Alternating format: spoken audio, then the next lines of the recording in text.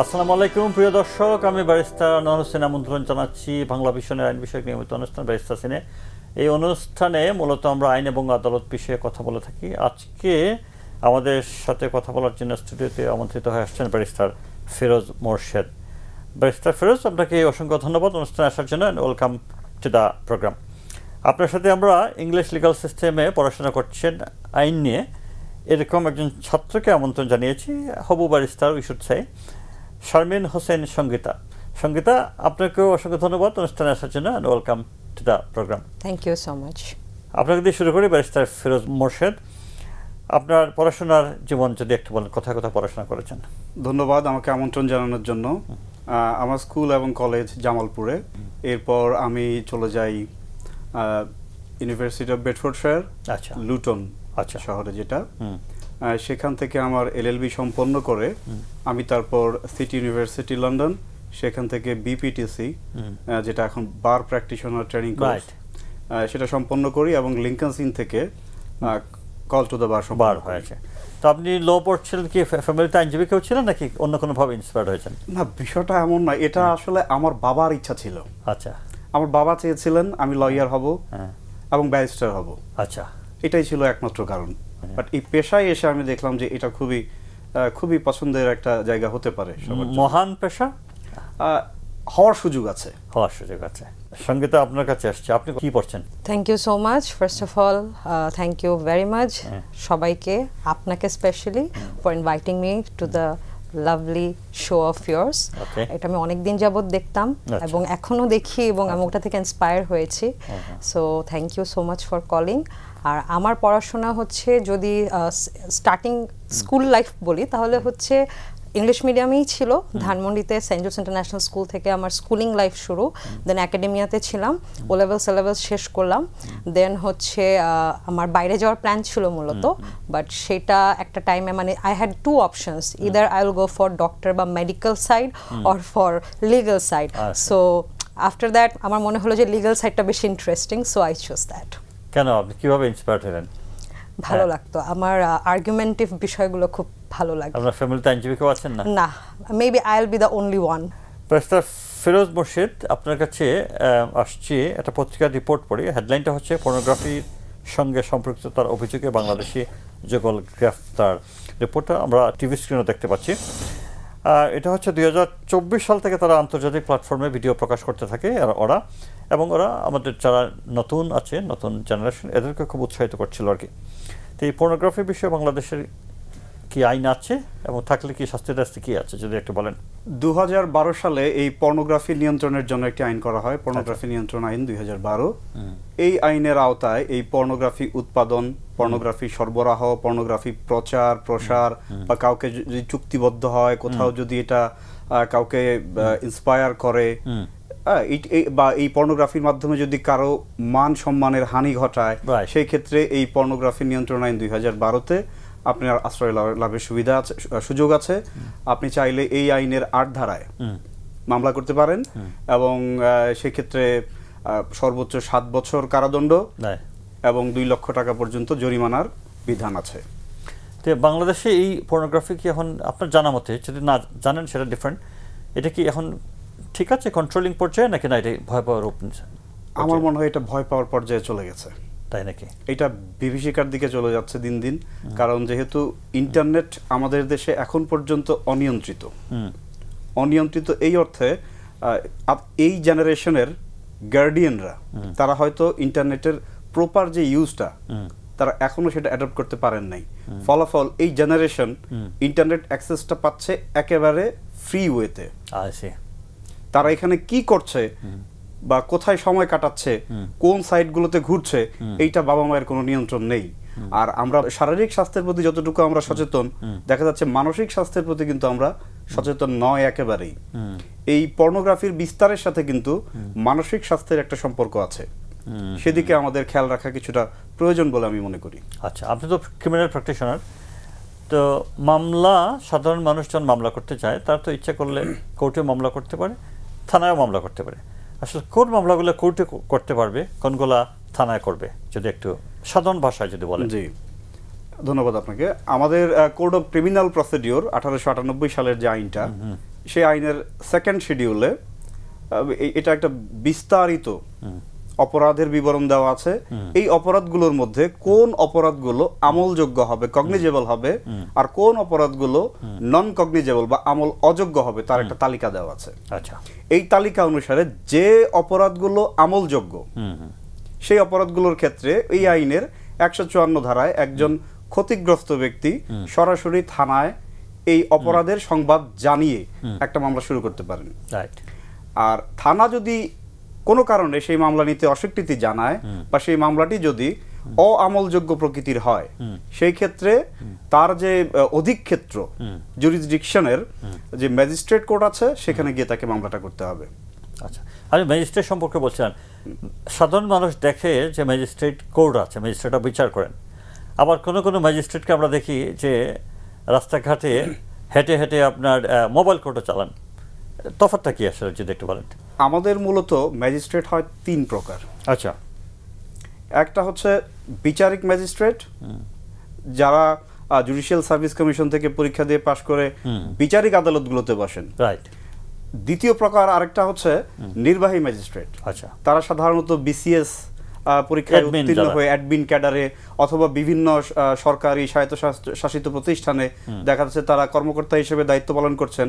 সরকার বিভিন্ন গ্যাজেট নোটিফিকেশনের মাধ্যমে তাদের দায়িত্বের অতিরিক্ত দায়িত্ব হিসেবে ম্যাজিস্ট্রেসি পাওয়ার অর্পণ করেন। আচ্ছা। আর তৃতীয় এক প্রকার ম্যাজিস্ট্রেট আছেন স্পেশাল ম্যাজিস্ট্রেট। আচ্ছা, সেটা আমাদের হয়তো এখানে প্রাসঙ্গিক হবে না। আচ্ছা, এই জুডিশিয়াল ম্যাজিস্ট্রেট ব্যতি রেখে যে এক্সিকিউটিভ ম্যাজিস্ট্রেট যারা আছেন তারাই মূলত হেঁটে হেঁটে যে মোবাইল কোর্টগুলো পরিচালনা করেন। এর বাইরেও আমাদের সিআরপিসির চ্যাপ্টার 8 থেকে চ্যাপ্টার 12 এর কিছু অপরাধ আছে। সেই অপরাধগুলো এই এক্সিকিউটিভ ম্যাজিস্ট্রেটগণ তাদের স্পেশাল আদালত আছে। আচ্ছা, সেই আদালতে বসে তারা বিচার করেন বা কার্যক্রম পরিচালনা করেন। আচ্ছা, আমরা দেখি যে সাধারণ মানুষ নিম্ন আদালতেই মামলা করতে চায়, কোনো বিষয়, এটা সিভিল হোক আর ক্রিমিনাল হোক। হাইকোর্টে তো ডাইরেক্ট মামলা করা যায় না, সব ক্ষেত্রে যায় না। কিছু কিছু ব্যতিক্রম আছে, যেমন অ্যাডমিরালটি ম্যাটার আছে বা কিছু কোম্পানি ম্যাটার আছে। আর হাইকোর্টের যে অরিজিনাল যে জুরিসডিকশন রিট ম্যাটার, এগুলোতে আপনি হাইকোর্টে যেতে পারছেন। বাট যদি সেটা হয় সাধারণ কোনো ক্রিমিনাল মামলা বা সাধারণ কোনো সিভিল মামলা, সেক্ষেত্রে আপনাকে আইদার ম্যাজিস্ট্রেট কোর্টে যেতে হবে অথবা আপনাকে জেলা জজ আদালত যেটা আছে সেখানে যেতে হবে। তো মামলা করার আসলে বেসিক পদ্ধতিটা কি, জাস্ট সাধারণ মানুষ যাতে বোঝে এটা একটু বলেন। কোর্টে মামলা করার ক্ষেত্রে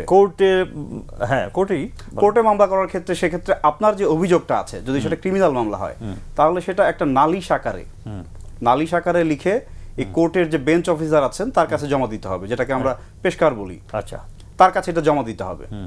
উনি এটাতে পর্যাপ্ত কোর্ট ফি দেওয়া আছে কিনা, সকল প্রসেসগুলো দেওয়া আছে কিনা, সাক্ষীদের তালিকা দেওয়া আছে কিনা, ঠিকানা দেওয়া আছে কিনা, এই সব কিছু দেখে তিনি এটা বিজ্ঞ ম্যাজিস্ট্রেটের নিকট উপস্থাপন করবেন। আচ্ছা, বিজ্ঞ ম্যাজিস্ট্রেট এইটা উনি সেখানে যে উপস্থিত সাক্ষী যারা আছেন, যদি যে অভিযোগকারী তিনি যদি সাক্ষীদের হাজির করতে পারেন, সেক্ষেত্রে সেই সাক্ষীদের একটা প্রাথমিক সাক্ষ্য গ্রহণ করবেন।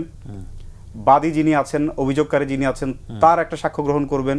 করার পর তিনি যদি মনে করেন যে মামলার প্রাথমিক সত্যতা আছে, তাহলে তিনি সেটা আমলের জন্য গ্রহণ করবেন। মামলা হয়ে গেল তখন। আবার তিনি যদি মনে করেন যে না, একটু প্রাথমিক সত্যতা যাচাইয়ের প্রয়োজন আছে, সেক্ষেত্রে তিনি সেটা পুলিশ বা সিআইডি বা পিবিআই বা অন্য কোনো ব্যক্তি, এমনকি অন্য কোনো বিচারিক ম্যাজিস্ট্রেটের কাছে পাঠাতে পারেন এটা প্রাথমিক সত্যতা অনুসন্ধানের জন্য। পিবিআই, পুলিশ কিংবা সিআইডি ধরেন আমার বিপক্ষে রিপোর্ট দিল, বায়াসড হয়ে দিল, আমার কিছু করার আছে? সেক্ষেত্রে আপনি নারাজি দাখিল করতে পারবেন। আচ্ছা, সেক্ষেত্রে হয়তো আপনার যদি পর্যাপ্ত কারণ থাকে, আপনি দেখাতে পারেন যে কি কারণে আপনি মনে করছেন যে এই সংস্থার তদন্তে আপনি সন্তুষ্ট না, সেক্ষেত্রে আপনাকে অপর আরেকটি সংস্থার মাধ্যমে তদন্ত করানোর সুযোগ আছে। তারপরেও যদি ম্যাজিস্ট্রেট মনে করেন যে না, এখানে আমলে নেওয়ার মতো, এই অভিযোগটি আমলে নেওয়ার মতো পর্যাপ্ত উপাদান বিদ্যমান আছে, তাহলে তিনি সরাসরি সেই পুলিশ রিপোর্টকে অগ্রাহ্য করে তিনি সরাসরি মামলাটি আমলে গ্রহণ করতে পারেন। রাইট, ওকে। তো ম্যাজিস্ট্রেট সম্পর্কে আপনি বলছিলেন, এই ম্যাজিস্ট্রেট আদালতে যখন কোনো মামলা টামলা হয়, তারপরে যখন যদি ট্রায়াল শেষে ওনাকে সেন্টেন্স পাস করতে হয়, ম্যাজিস্ট্রেটের ক্ষমতা কি সেন্টেন্স পাস করার? সাধারণত বিচারিক ম্যাজিস্ট্রেটের ক্ষেত্রে 3 ধরনের ম্যাজিস্ট্রেট হয়। আচ্ছা, একজন হচ্ছেন প্রথম শ্রেণীর ম্যাজিস্ট্রেট, দ্বিতীয় শ্রেণীর ম্যাজিস্ট্রেট এবং তৃতীয় শ্রেণীর ম্যাজিস্ট্রেট। আচ্ছা, আমরা এটাকে খুব ফান করে বলি যে প্রথম শ্রেণীর ম্যাজিস্ট্রেট 5-5, আচ্ছা, মানে 5 বছরের কারাদণ্ড সর্বোচ্চ 5 এবং 5 লক্ষ টাকা জরিমানা। আচ্ছা। দ্বিতীয় শ্রেণীর ম্যাজিস্ট্রেটের ক্ষেত্রে বলি আমরা 3-3, আচ্ছা, 3 বছরের কারাদণ্ড, হ্যাঁ, 2 লক্ষ টাকা জরিমানা। আচ্ছা। আর হ্যাঁ, তৃতীয় শ্রেণীর ম্যাজিস্ট্রেট 2 বছরের কারাদণ্ড, সর্বোচ্চ 2 লক্ষ টাকা জরিমানা বা অর্থদণ্ড। আচ্ছা, বুঝতে পারছি। এটা যদি আপনার জেলা বা সেশন দায়রা জজের বা কিংবা জেলা আদালত হয়, জেলা আদালতের ক্ষেত্রে এই বিচারের টায়ারটা হয় 2 ভাবে, যুগ্ম জেলা দায়রা জজ এবং দায়রা জজ। আচ্ছা, যুগ্ম যে দায়রা জজ আছেন তিনি বিচারের ক্ষেত্রে 10 বছরের অধিক নয় এমন কারাদণ্ড এবং আইনে অনুমোদিত যে কোনো অঙ্কের অর্থদণ্ড তিনি প্রদান করতে পারেন। আচ্ছা। আর জেলা জজের ক্ষেত্রে তিনি আইনে অনুমোদিত যে কোনো দণ্ড এবং অর্থদণ্ড আরোপ করতে পারেন, এমনকি তিনি মৃত্যুদণ্ডও দিতে পারেন। আর মৃত্যুদণ্ড হলে একটু হাইকোর্টের অনুমোদন লাগবে, সেটা আছে। আচ্ছা, আপনার সাথে আরও কথা বলবো এইসব বিষয়ে। আমাদের একটা বিজ্ঞাপন বিরতিতে যেতে হচ্ছে। প্রিয় দর্শক, আমরা একটা বিজ্ঞাপন বিরতিতে যাচ্ছি, ফিরে আসছি এক্ষুনি।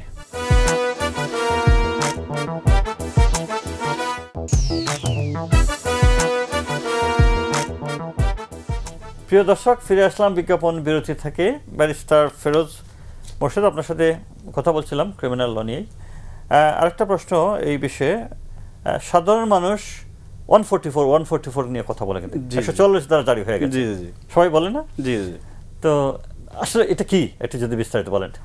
144টা হচ্ছে এইটা একটা নির্বাহী ম্যাজিস্ট্রেট, যেটা আমরা বললাম এক্সিকিউটিভ ম্যাজিস্ট্রেট, তার একটা ক্ষমতা, আগে যেটা বলে আসছিলেন। জি। এইটা হচ্ছে যে দেখা যাচ্ছে কোন স্থানে যদি শান্তি ভঙ্গের কোনো আশঙ্কা থাকে, সেই ক্ষেত্রে তিনি হয়তো এক বা একাধিক বা একটি নির্দিষ্ট সংখ্যক গোষ্ঠীর মানুষকে বলতে পারেন যে তোমরা এই জায়গায় এই কাজটি করবে না, বা এই কাজ করা থেকে বিরত থাকবে, বা এই স্থানে তোমরা গমন করবে না। এই যে নিষেধাজ্ঞাটা তিনি প্রদান করছেন, এটাই হচ্ছে 144 ধারার মূল কথা। এটা শুধুমাত্র এক্সিকিউটিভ ম্যাজিস্ট্রেটই পারে, অন্য কেউ পারে না। এক্সিকিউটিভ ম্যাজিস্ট্রেটটা পারেন, কিন্তু মহানগরের ক্ষেত্রে এটা কিন্তু এক্সিকিউটিভ ম্যাজিস্ট্রেট পারবেন না। আচ্ছা, ওটা মহানগরের ক্ষেত্রে করবেন পুলিশ কমিশনার। জি। কতদিনের জন্য এটা আসলে? এটা সর্বোচ্চ 2 মাসের জন্য। 2 মাসের জন্য করা যায়। আচ্ছা, আমরা দর্শকদের কাছ থেকে প্রশ্ন গ্রহণ করে থাকি আমাদের অনুষ্ঠানে, সেইটা আপনাকে পড়ে শোনাবে আমাদের স্টুডেন্ট সঙ্গীতা। প্রিয় দর্শক, আপনারা যে কেউ আমাদের কাছে ইমেইলের মাধ্যমে প্রশ্ন পাঠাতে পারেন। আমাদের কাছে প্রশ্ন পাঠানোর ঠিকানা হচ্ছে barristers.in25@gmail.com। I repeat, barristers.in25@gmail.com। এই ঠিকানায় প্রশ্ন পাঠালে আমরা আপনাদের যৌক্তিক সকল প্রশ্নের উত্তর দিয়ে থাকি। সঙ্গীতা, আপনার কাছে 2টা প্রশ্ন আছে, যদি স্যারের উদ্দেশ্যে আপনি পড়েন। মোশাররফ হোসেন, ফরিদপুর থেকে। আমার অভিজ্ঞতার আলোকে বলতে চাই যে বিভিন্ন মামলায় সরকারি যে উকিল দেয়া হয় তারা কখনোই সেই রকম সক্রিয় বা ভালো মানের উকিল হন না। তাহলে এই বিচারের নামে যা হয় তা তো ভালো কিছু হয় বলে আমি মনে করি না। এইটার সমাধান কি? ব্যারিস্টার ফিরোজ মোর্শেদ? এটা আসলে একটু বিব্রতকর প্রশ্ন হয়ে যায় আমাদের জন্য, কারণ স্বাভাবিকভাবেই এই দায়টা আমাদের উপরই চলে আসে। এই যে যেটা বলছেন যে কোর্ট থেকে যে আইনজীবীটা নিয়োগ করা হচ্ছে, আসলে এই প্রক্রিয়াটাই ভুল। আচ্ছা, আপনার অ্যাডভাইস কি? এটা হচ্ছে না, এইটাকে কিভাবে হয়, যখন কোনো ব্যক্তি মৃত্যুদণ্ডে দণ্ডিত হতে পারেন বলে সেই ধরনের অপরাধী অভিযুক্ত হন, তখন এই মামলাটা যখন ম্যাজিস্ট্রেট কোর্ট থেকে বিচারের জন্য দায়রা আদালতে পাঠানো হবে, তখন তিনি ওই সংশ্লিষ্ট জেলা যে নির্বাহী ম্যাজিস্ট্রেট আছেন তাকে তিনি অবহিত করবেন যে এই ব্যক্তিকে বিচারের জন্য দায়রা আদালতে পাঠানো হলো এবং তার আইনজীবী আছে অথবা তার আইনজীবী নাই, তার আইনজীবী সহায়তা প্রয়োজন। তখন এই নির্বাহী ম্যাজিস্ট্রেট যিনি আছেন তিনি তাকে সহযোগিতা করবেন। আচ্ছা, এর বাইরে যদি কোনো বিচারিক আদালত তাকে আইনজীবী নিয়োগ করতে চায়, ঠিক তাকে এই প্রক্রিয়াটি অনুসরণ করতে হবে। এটা আসতে হবে নির্বাহী ম্যাজিস্ট্রেটের মাধ্যমে। আচ্ছা, জেলা ম্যাজিস্ট্রেট যেটা আমরা বলি, তার মাধ্যমে আসতে হবে। Second question Sangeeta. সেকেন্ড কোয়েশ্চেনটি হচ্ছে সাবিহা আক্তার, পিরোজপুর থেকে। প্রতারণা করে এক লোক তার পিতার জমি নিজের দেখিয়ে আমার কাছে বিক্রি করে দেয়। তার পিতা মারা যাওয়ার পর এখন সে জমিটির সত্যি সত্যি মালিক হয়। এখন আমাকে বলে যে সে আগে এই জমির মালিক ছিল না, যার জন্য জমি বিক্রিটি ছিল অবৈধ। আমাকে জমির দখল ছাড়তে চাপ দিচ্ছে। এখন আমি কি করব? সাবিহা কি করবেন? এটা বোধহয় আমাদের খুব আনকমন সিনারিও নয়, আমাদের গ্রাম বাংলায় এটা খুবই কমন ব্যাপার। এসআর অ্যাক্টের 18 ধারা, সেখানে বলা আছে স্পেসিফিক রিলিফ অ্যাক্টের 18 ধারায় বলা আছে যদি কোনো ত্রুটিযুক্ত সত্য সম্পন্ন বিক্রেতা জমিটি বিক্রি করে ফেলেন বা কোনো প্রপার্টি বিক্রি করেন এবং পরবর্তীতে তিনি যখন এটার সত্যি সত্যি সত্যটা লাভ করবেন, তখন তাকে কিন্তু এই কন্ট্রাক্টটা এনফোর্স করার জন্য বাধ্য করা যাবে। আচ্ছা, সেম কথাটাই, সেম এই লিগ্যাল প্রিন্সিপালটাই আছে ট্রান্সফার অফ প্রপার্টি অ্যাক্টের 43 ধারায়। আচ্ছা, সুতরাং তার এখন উচিত হবে একজন বিজ্ঞ আইনজীবীর সাথে কথা বলা, তিনি তাকে সহযোগিতা করবেন এই বিষয়ে। আচ্ছা, সঙ্গীতা আপনার কাছে আসছে। জি স্যার। আমাদের নির্বাচন তো আসন্ন, তাই না? জি স্যার। এই নির্বাচনে অনেক ভুল তথ্য ছড়াবে কিন্তু সোশ্যাল প্ল্যাটফর্ম ইউজ করে। এটার প্রোটেকশন কি হইতে পারে আপনার মতে? Modern problems need modern solutions একটা বিষয় আছে। সো এখন তো ডিজিটাল প্ল্যাটফর্মে সবকিছু, সো ডিজিটাল সলিউশনস এর দিকেই আমি বলবো। সো এখন দেখা যাবে যে ক্যাম্পেইনগুলো যারা করছে, আমাদের পলিটিক্যাল ক্যান্ডিডেটস যারা হবে বা ইলেকশনস যারা করবে, এটা তাদের উপর অনেকটাই দায়বদ্ধতা যে তারা এখন যাতে, যেহেতু majority of generation G will be the candidate for this upcoming elections, so in that way যারা পলিটিক্যাল মানে যারা ক্যান্ডিডেট তাদেরকে যেটা করতে হবে যে একটু আপডেটেড থাকা with their verified badge use করে তাদের পেজগুলো বা তাদের প্রোফাইলগুলো। আমি বিলিভ করি প্রত্যেকটা পলিটিশিয়ান যারা আছে সবারই কিন্তু ফেসবুক পেজ বা আইডিয়া আছে, everybody is using it. So ওই জিনিসটার প্রতি তাদেরকে একটু ফোকাস থাকতে হবে, তাদেরকে বিভিন্ন কিছু ক্যাম্পেইন করতে হবে যেগুলো অনলাইন বেসড, এবং সেখানে কিছু তারা সতর্কতা দিতে পারে বা বিভিন্ন সময় তারা কিন্তু লাইভেও আসতে পারে যাতে মানুষকে বিভ্রান্তিকর বা ফেক যে বিষয়গুলো সেগুলো যাতে না ছড়ায়। প্লাস হচ্ছে এআই এর যে মিসইউজ বিষয়টা, সেটা বলছিলাম, এআই ইউজ করে কিন্তু ভয়েস চেঞ্জ করা যায়। আমি আমার কণ্ঠ কিন্তু চেঞ্জ করতে পারছি। জি স্যার। তখন আপনি এটাকে কিভাবে ট্যাকল দিবেন? ইভেন আমি যে কথাটা বলবো ওটা আপনার ভয়েসে করে দিতে পারবে, এক্স্যাক্টলি। সো এই জায়গাটা হচ্ছে লাইক ওই অথেন্টিকেশন যেই বিষয়টা, এই জিনিসগুলো ফ্যাক্ট চেকার যেটাকে আমরা বলে থাকি, এই বিষয়গুলো নিয়ে একটু তৎপর থাকতে হবে। আমাদের সাইবার সিকিউরিটি ডিপার্টমেন্ট যে আছে, তারপর আইসিটি ডিপার্টমেন্ট, তারা হয়তো এটাতে একটু বেশি ফোকাসড থাকতে হবে। সো আইন শৃঙ্খলা বাহিনীকে অনেক বেশি ফোকাস থাকতে হবে এই বিষয়গুলো নিয়ে। ব্যারিস্টার ফিরোজ মোর্শেদ, আপনার কাছে আরেকটা ইস্যু নিয়ে আসছে, সেটা হচ্ছে নিউজ পেপারের রিপোর্ট আছে আর কি। হেডলাইনটা হচ্ছে আন্তর্জাতিক অপরাধ ট্রাইব্যুনাল সম্পর্কিত মামলা। হেডলাইন হচ্ছে অনুমতি সাপেক্ষে ট্রাইব্যুনালের বিচার কাজ সম্প্রচার করা যাবে। এটার সুবিধা অসুবিধা কি যদি একদম সম্প্রচার করছে? আসলে অলরেডি শুরু হয়ে গেছে। প্রথমত আমাদের বিচার ব্যবস্থায় আমাদের এটা সাংবিধানিক অধিকার। আমাদের সংবিধানের 35-3 অনুচ্ছেদে বলা আছে বিচার হবে প্রকাশ্য আদালতে। কতটুকু প্রকাশ্য, এখানে কোনো লিমিটেশন নাই। এটা অনলাইনে যেতেই পারে, এটা লাইভ সম্প্রচার হবে, কোনো সমস্যা নাই। বিশ্বের অনেক দেশে এই আদালতের কার্যক্রম সরাসরি সম্প্রচার করা হয়। কিন্তু সরাসরি আমাদের তো কোথাও হচ্ছে না, হচ্ছে খালি এটা ছাড়া না, আর কোথাও হচ্ছে না, আর কোথাও হচ্ছে। আমি মনে করি, এটা আমার ব্যক্তিগত অভিমত, যদি আমরা আমাদের জুডিশিয়াল সিস্টেমকে একটা ট্রান্সপারেন্ট অবস্থায় আনতে চাই এবং এইটা আইনের কাঠামোর মধ্যে যদি আমরা আনতে চাই, আমাদের প্রত্যেকটা আদালতকে আমার মনে হয় এই সরাসরি সম্প্রচারের আওতায় আনা উচিত। সঙ্গীতা, আপনার কাছে আসছি। রাজনীতিকে এই নিউ জেনারেশন কোন আইনি কাঠামোর মধ্যে আনার জন্য চেষ্টা করছেন? দেশটা সবার, সো সবাইকে আসলে একসাথে কাজ করতে হবে দেশটাকে যদি আমরা আসলে খুব সুন্দর এবং আমরা যেটাকে বলে থাকি যে বেটার বাংলাদেশ, হ্যাঁ, ওটা করতে হলে আমাদের সবাইকে আসলে যার যার জায়গা থেকে আই গেস দায়িত্ব পালন করা শুরু করতে হবে। Thank you Sangeeta. Barrister Firoz Morshed, আপনার কাছে final question. As I said before যে আপনি তো ক্রিমিনাল প্র্যাকটিশনার, তো এক্ষেত্রে আপনি কি চেঞ্জ আনা উচিত বলে আপনি মনে করেন? একটা কথা বলে যে কোনো দেশের যদি আইনাঙ্গন এবং শিক্ষাঙ্গন দুটো কলুষিত হয়ে যায়, ওই জাতি আর কখনো দাঁড়াতে পারবে না। আমাদের আইনাঙ্গনের সম্ভবত ধ্বংসের খুব কাছাকাছি। আচ্ছা, সম্ভবত। আচ্ছা, এইটাকে ঢেলে সাজানোর কোনো বিকল্প নেই। জুরি সিস্টেমটা আমাদের ইন্ট্রোডিউস করা তো সম্ভব না, বাস্তবতা অনেক ভিন্ন, বাস্তবতা ভিন্ন, জুরি সিস্টেম এখানে আসবে না। কিন্তু আমাদের কিছু জিনিস, যেমন আমাদের আইনজীবীর কোয়ালিটি, এটাকে যেমন ডেভেলপ করতে হবে, তেমনি জাজেসের কোয়ালিটিও কিন্তু ডেভেলপ করতে হবে।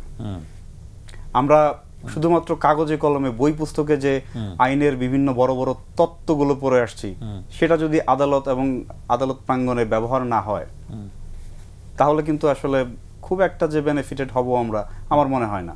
Right, thank you barrister Firoz Morshed. Sangeeta, আপনাকে অসংখ্য ধন্যবাদ অনুষ্ঠানে আসার জন্য। Thank you so much sir. প্রিয় দর্শক, এই ছিল আমাদের আজকের আয়োজন। আগামী অনুষ্ঠানে নতুন কোনো অতিথি নিয়ে আপনাদের সামনে হাজির হব। সেই পর্যন্ত ভালো থাকবেন। আল্লাহ হাফেজ।